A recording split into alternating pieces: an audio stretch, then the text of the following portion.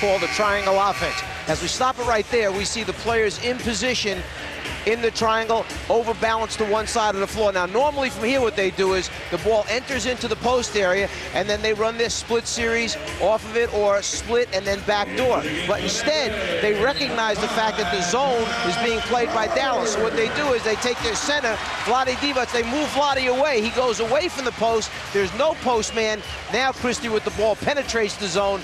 Remember, you can attack the zone by penetrating and then finding an open teammate for the easy layup. And now Vlade Divac takes a seat. The rookie from Wake Forest, Darius Sangaila, has checked in for the first time.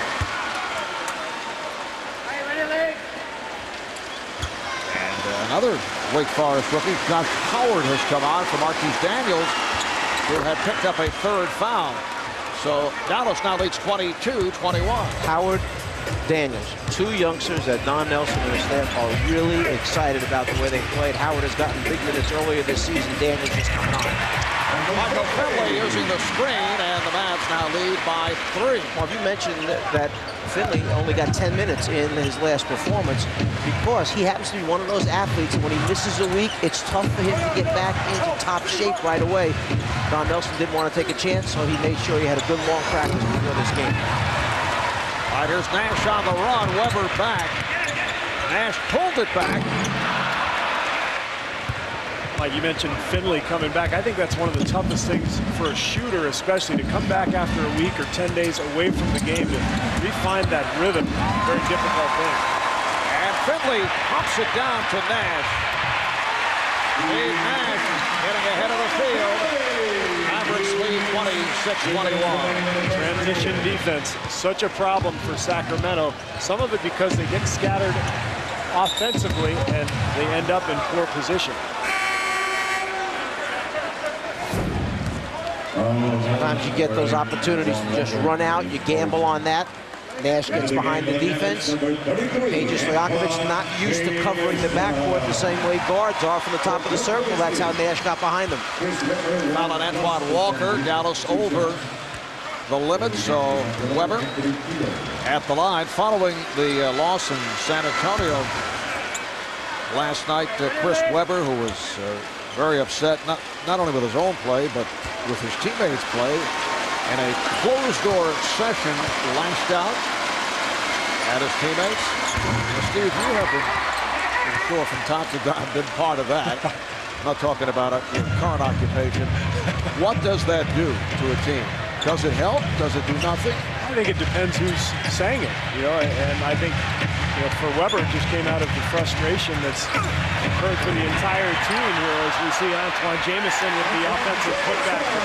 It's been so frustrating here for the Kings, and I think they're trying to dig their way out of it, and Weber, being the team leader, the veteran, he's trying to inspire them. I think that's fine. Weber able to get the step. 28-20 posting on Sangaila. Bradley just checked in, missed the tip, and a foul is called on the Kings. Let's check in with Craig Sager. Craig? Well, Mark, we were talking about Chris Weber's tirade last night. I talked to him in the locker room. He said the main point is that he is the leader of the team. He felt somebody had to do it. He said, I understand that it's Vlade's team, but Vlade is a father figure and too nice to yell at anybody. So he said, I felt I had to do it. I wasn't trying to put anybody down. He said, in fact, I was criticizing myself as well. All right, Craig, that's the foul on Sangaila. Bradley not able to hit, but handles the back tap from Nash. Nice play. Jamison for Finley. Mavericks third. Daniels back on the floor despite the fact that he's playing with 3 fouls. Looking for Josh Howard. Howard posting on Bibby. Bibby getting help from Christie. Nice pass inside for Jamison. We'll see if this is a commitment now by Dallas to playing straight zone defense every time down the floor because Bradley's in the game. That's pretty much what Don Nelson told us. But if he's going to play Bradley, you'll see us in the zone almost all the time. Now the Kings started out 2 of 11 from the field. Since then, 9 for 15 to get back into it.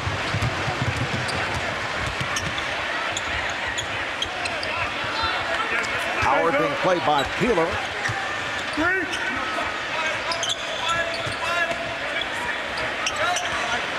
Nowitzki to the step back on Sangaila. Mavericks 30 to go is worse. Mavericks allow 100 points per game. I've always felt that points allowed may be a little misleading, and even field goal percentage defense, because it depends on the style that you play. And certainly these two teams are trying to outrun you and outscore you. So the key stat for these teams is point differential. If they're playing enough defense to win ball games with their scoring, then they're doing fine. Mavericks 44, Kings 39. Marv Albert, Steve Kerr, the Czar, Mike McCullough, Craig Sager. We are in Dallas. Wallace came up short. Nice move by Sangala, cannot finish. And back comes Daniel. Daniel spinning his way. Rebounded by Jameson. Antoine Jameson with that beautiful touch inside. Well, I'm really impressed with Daniels. He missed that shot there, but got long arms, great ball handling skills, ability to get to the rim. He also missed his teammate under the basket, wide open, waving for it the whole time. He pounded it coming down the floor. Easy layup on the right side that time. Steve was talking from the shooter point of view. That's right. Not interested in seeing guys. We have about 5 minutes remaining as Mahara comes up with a steal. Nash right back, and they do it again. Michael Finley with 9 points. Nice little play there, run by Nelly, trying to get Finley going. He talked earlier before the game about Finley's lack of ability to get back into the rhythm of the game after missing some time. So run a few plays for him, get him going. Here's Stojakovic on the catch and shoot from downtown. I know we mentioned Shaquille O'Neal a second ago. As Michael Finley tees it up and hits the jump shot in transition. I thought it was wonderful. I heard about the fundraiser recently in Phoenix, Fight Night, okay, where Muhammad Ali showed up and Shaq flew in on an off day in between to help raise money that night. Maybe missed the three-point shot. Shaq started the bidding with a $20,000 bid and encouraged people to match his offer. They raised Nash with the two-pointer in transition. Yeah, you see him reach out, try to foul him right there. He couldn't, but then he fouls him there at the end. It's an unbelievably bad decision by a player who should know better. Peja's been around a while, and this game is far from over. They're only down 17. They can get back in it, but can't make decisions like that and expect to win a game.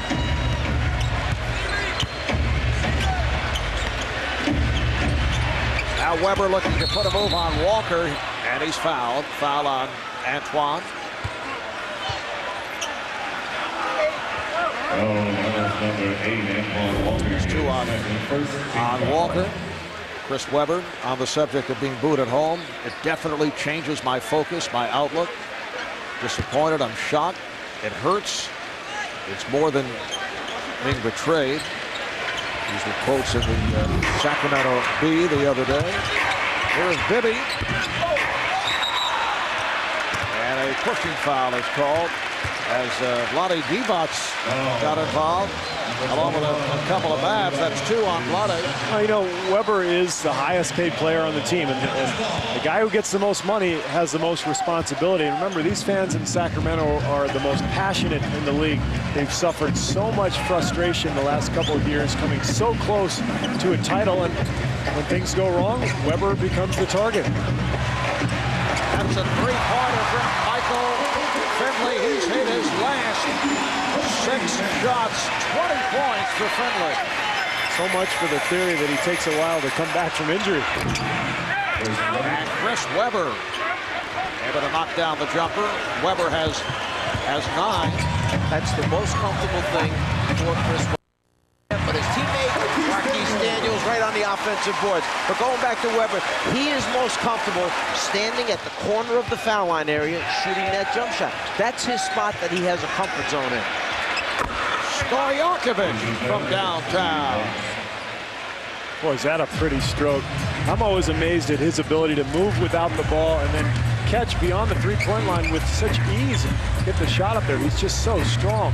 Major among the leaders in the three-point shooting. Finley again. We're seeing the entire arsenal.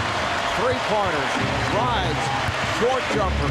And we saw also a full rotation that time by Sacramento, which led in the end to the opening off the dribble penetration by Finley. Here's Divac. Sacramento shooting well here in the third quarter, but it's still a 17-point Dallas lead. Nowitzki and both teams are on fire. Oh, that's the third consecutive possession where the Mavericks got right into the middle of the lane. You can't play defense that way. It just leaves too many options open for the offense. 4 minutes gone by in the third. Here's Weber again. He's finding a little rhythm, and that's his spot. And steal by Christie, which leads to the hoop. Maybe Sacramento can get back into this game with Weber getting hot, but they've got to find a way to keep guys out of the middle. Another deflection and a steal. Weber with the lead pass. A bad pass. And here's Nash leading a 3-on-1, and he fires for three. What an awful decision by Weber, trying to spin a pass. You see, he tried to put English on it to bounce it over to the left. Do you think he did that, or did he fumble the ball? Okay. Daniels took it away. Marquise Daniels with the steal and the reverse stuff. Rick Adelman wants a timeout.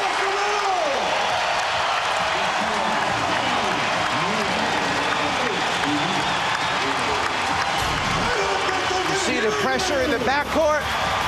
Daniels much more adept at getting into the ball and stealing it and finishing it off with two hands. I want you to watch exactly what Steve Kerr said, because he takes the ball. He knows as a teammate, Phil in the left lane, he wants to bounce it to. He tries to spin this by bouncing it on the floor, putting the spin right to left on it, but Nowitzki gets his hand in before Bibby can come up with it. And what happens is, instead of getting those 2 points, Nash comes right back and nails the three, so it's a 5-point swing in the game. You know, you don't owe me any money or anything, do you? I mean, Well, what is this? you're being really, really nice What to does me. he want? He did this for Shaq earlier. He's doing it to you. I really appreciate it, but I just felt like it was unnecessary. I think I should acknowledge when you make a point that's correct.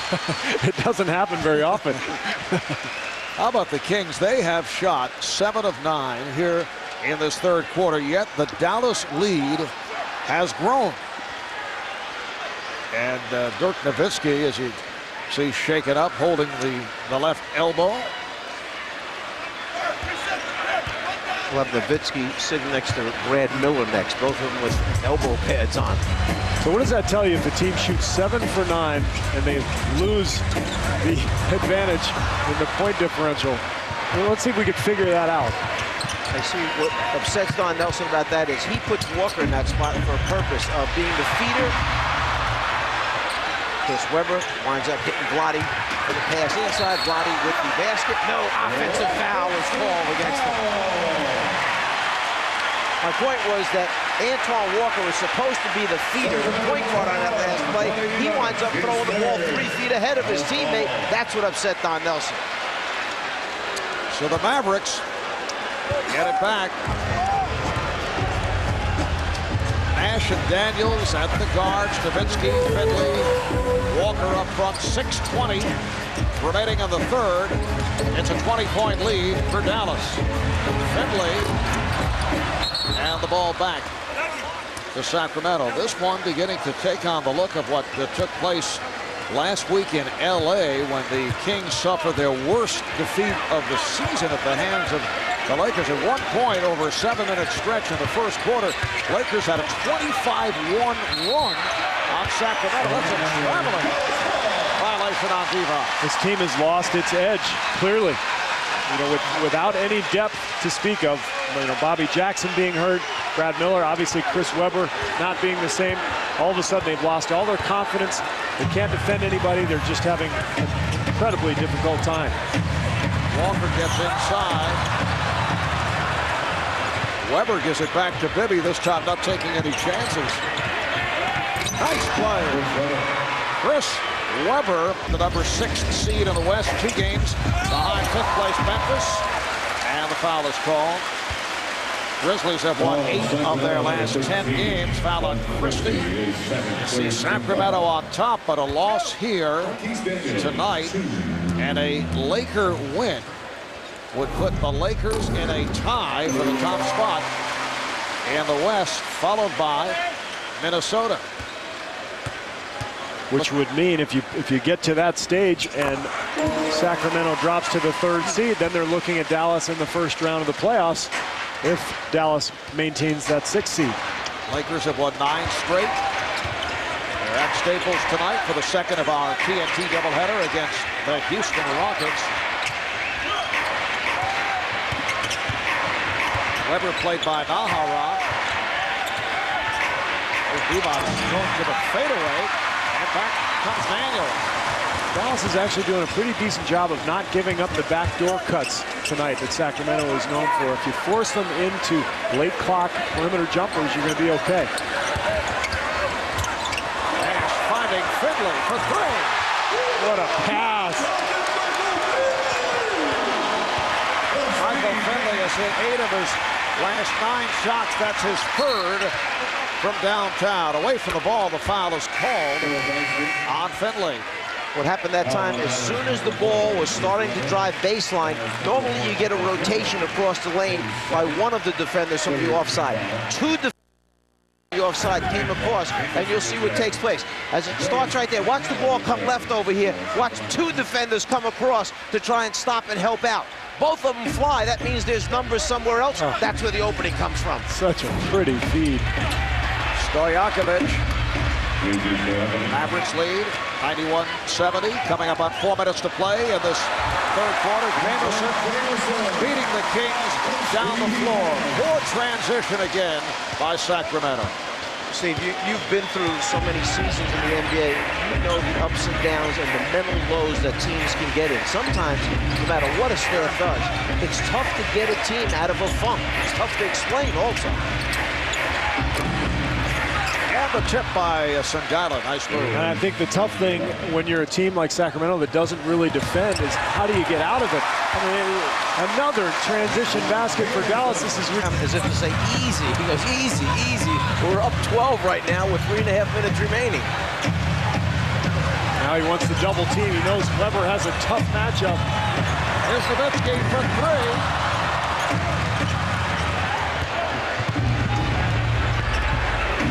Sets it up for Stojakovic.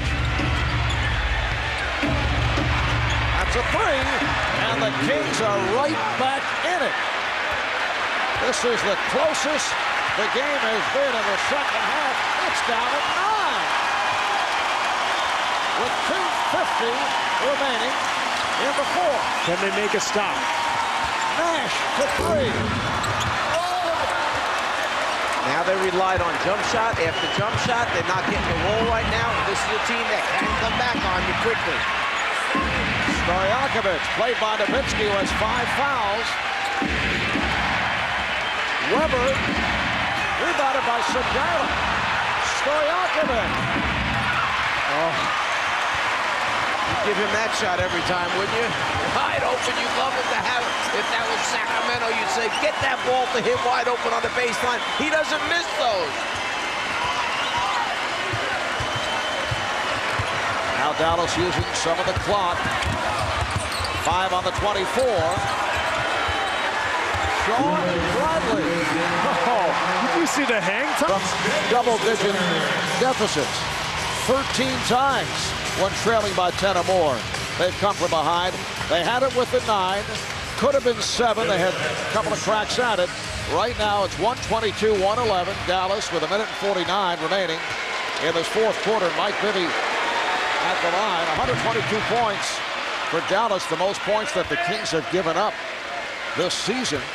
Sacramento gave up 121 at Minnesota. They won that game though, 125-121, and Dallas closing in on a season high. Most points they have scored this year, 127 against the Knicks at Madison Square Garden. Minute 35 remaining in the 4th. Finley down to a half minute remaining in the 4th quarter. Here is Nowitzki for 3. Yes! 27 for Nowitzki, along with 10 rebounds. The high man for Dallas, Michael Finley, with 29 on 13 of 22. Gerald Wallace with 15 seconds to play. Steve Nash, 20 points and a career-high 19 assists. This crowd giving the Mavericks, and I think Steve Nash in particular, a standing ovation. The Dallas Mavericks with 127 points that ties a season high. Dallas goes to 47 and 28. They've won 3 in a row. Sacramento continues to struggle. They dropped to 52 and 23, only a half game now over the Lakers and the Timberwolves.